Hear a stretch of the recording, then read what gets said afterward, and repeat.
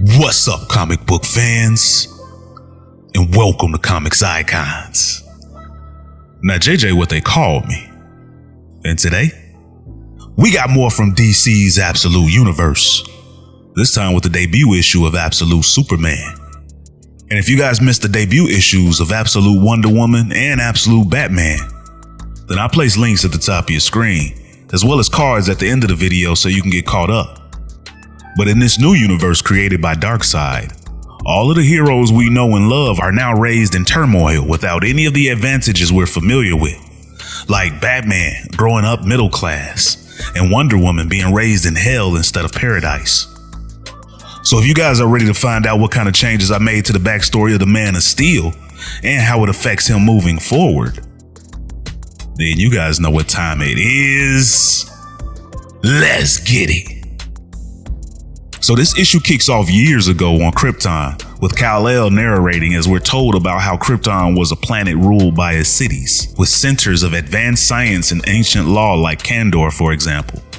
It featured lab-grown gardens and lava-powered energy plants, and it had supercapacitors the size of skyscrapers made of sunstone crystal. And in these cities worked the Science League. They would harness the energies of the red sun and the planet itself to fuel their insatiable hunger for progress at all costs. So they essentially took from the planet's resources in order to further advance their science and way of living. And this Science League were the ruling class of the Kryptonians. And with the Superman that we're familiar with, his parents would have been a part of this Science League. But in this universe, they were not. But then we go from the Science League down to the working class, more specifically on a farm where we meet Laura-El, the mother of Kal-El, as she works to repair this guy's farming equipment. And here he complains to her about the rain being late, and we find out that he has to pay for the rain. And he was charged for an early morning downpour, which he's yet to see. But Laura reminds him that with the Science League, they always tend to take a bit longer when it comes to the Redlands, which is where they are now. And she's sure that both Kandor and Argo got all the rain they needed already. But this guy is upset because his rain bill has increased this month, which is absolutely crazy to think that they got rain bills to pay. And here we are crying over petty light bills and whatnot. But even Laura agrees and even offers to build this guy his own cloud seeders for his own rain. But he refuses that offer because he knows that Laura would end up locked up for illegal sciencing, leaving him with no one to fix his harvester device, since she is the only one around capable of fixing it, which Laura ironically just finishes up with, and she asks the guy to try and fire it up. And now that it's working again, the guy is over the moon with thanks for both Laura and Jor-El. But that's when Laura reveals that Jor is about to go under today, into a mine, and he's done so thousands of times before. But for some reason today, Laura is nervous about it. But meanwhile, the rain finally shows up and now the guy is ready to go inside before they get drenched in it. But Laura stays out a bit longer. Since this guy paid so much for it, she wants to make sure that he gets his money's worth. As Kal-El once again narrates that back in school, his mother was an exemplary student that was destined for great things according to everyone around. That is, until she wrote an essay criticizing Krypton's lack of funding for interstellar exploration. And because of it, she was labeled unruly and forbidden from ever applying to the Science Academy. And at the time, she was only 9 years old and had wanted to be an astronaut. See, the class structure on Krypton defined all aspects of Kryptonian life. And at the height of it, the Science League reigned. And at the bottom was the Labor Guild. And class distinctions were such a big deal that everyone was required to wear their status at all times. And the crest of the laborer, which is what the S now means instead of it being for the House of El or Hope, it now was seen as a mark of shame, the sign of the poor and unskilled. But people like the Els wore it with pride.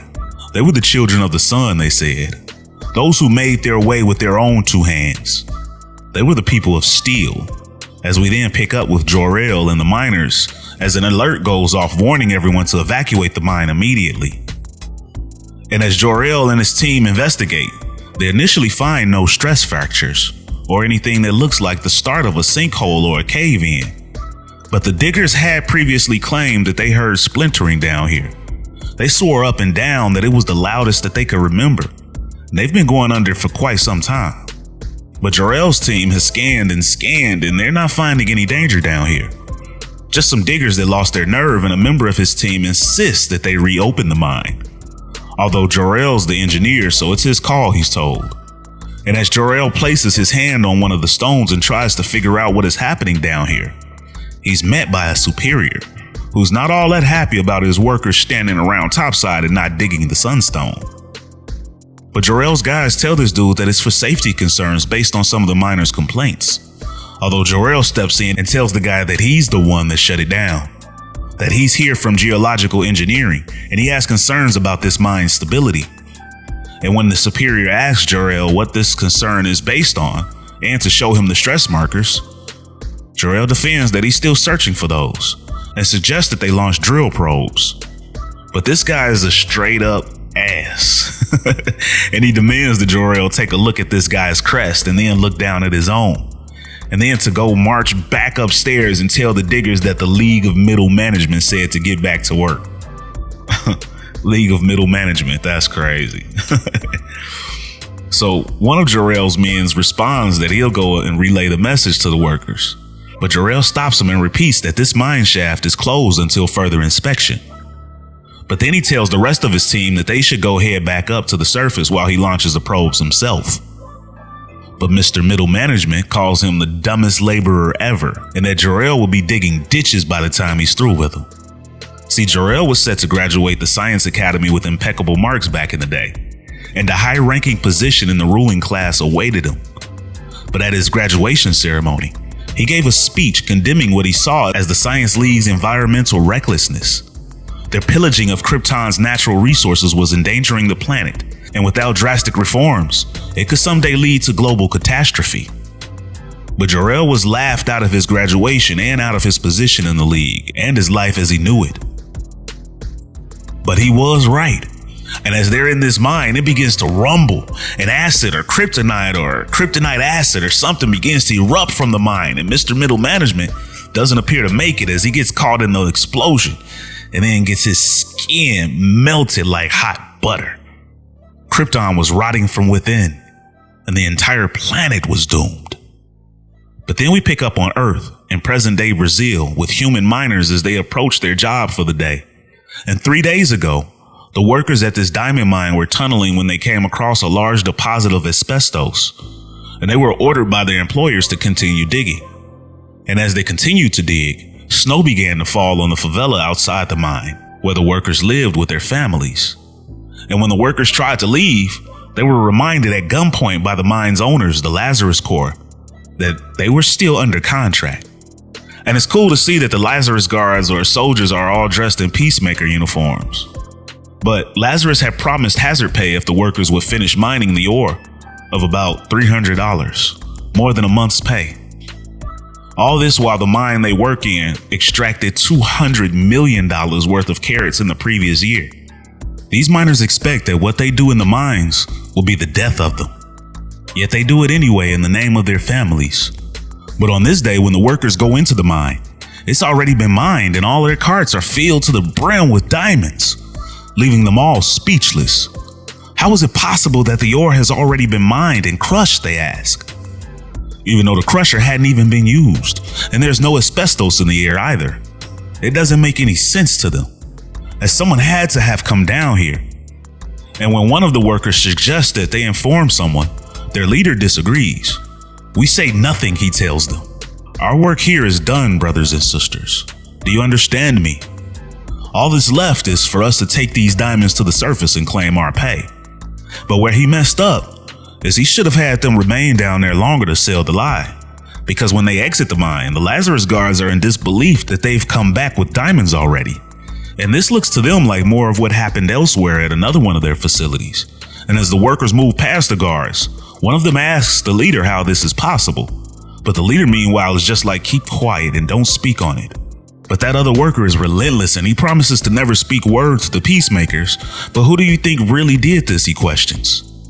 As we then take a look back at the previous night where the lead worker comes across a stranger and decides to stop and speak with them. And at first he kind of rambles on and on about hearing rumors that this stranger is some wild boy of the Amazon who speaks gibberish. But then he asks the stranger if he has a name. And although we know that this is Kal-El, the stranger responds that he no longer has a name. But what do you want from me? So the worker tells him that they face a blizzard tomorrow. But tonight there's going to be a barbecue and a party. And he invites Kal-El to join them, and he tells them that he'll be family. But Kal-El then responds back that he's seen the wonders of your world. And he's seen a lot of places like this, industries that run on suffering.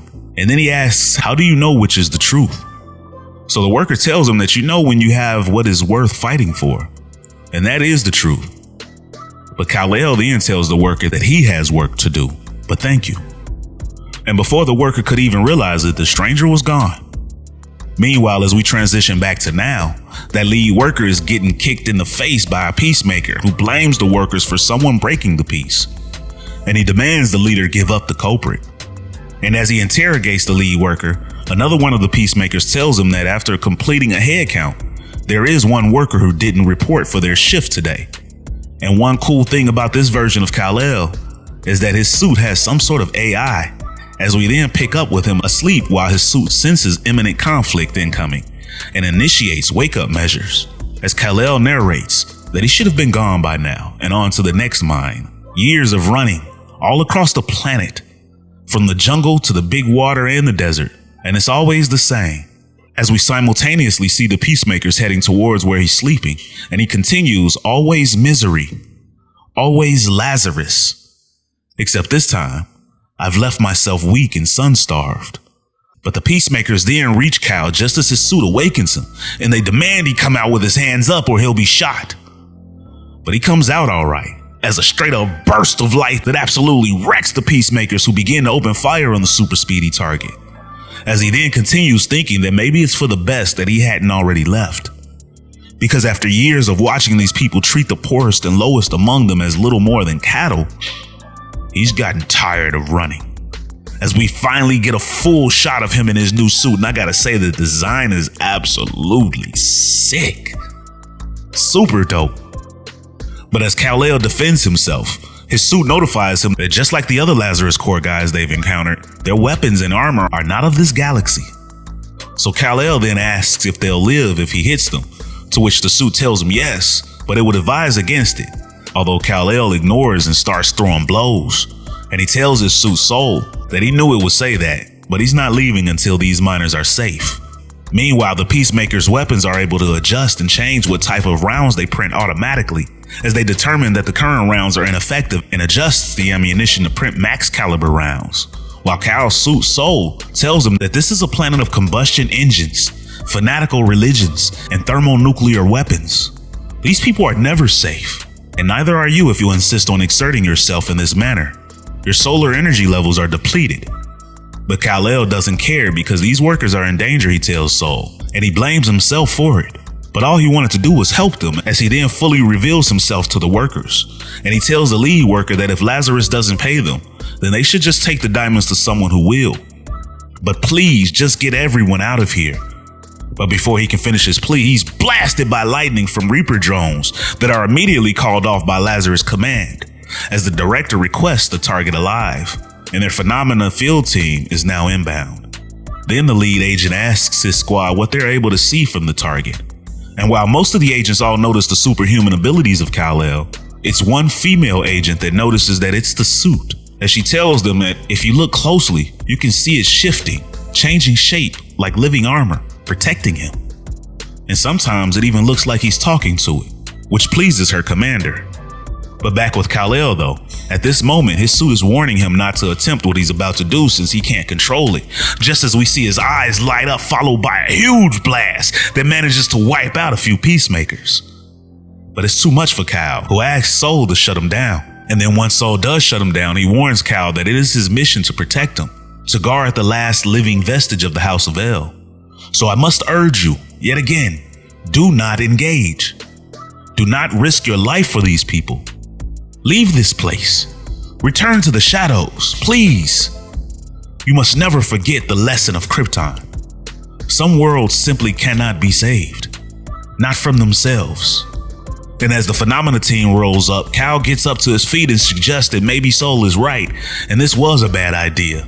And not only that, but he's starting to feel depleted and tells Soul that it is time to get out of here. But before he can leave, he's hit with handcuffs, followed by the sight of that female agent who reveals herself to be this universe's Lois Lane, who reports in that she has the suspect in custody. And if you move, she tells him, then I fry your face, Superman. So this is another crazy change, that in this world, Lois Lane is a Lazarus agent, but she is the one to name him Superman, so that tracks. And then we pick up in the Nevada desert as the entire interaction is being watched by a mysterious guy that looks at Superman as a new toy and wonders where he came from. And I'm wondering if this is this world's Brainiac or maybe the Thinker. I don't know. I definitely want to hear who you guys think this dude is.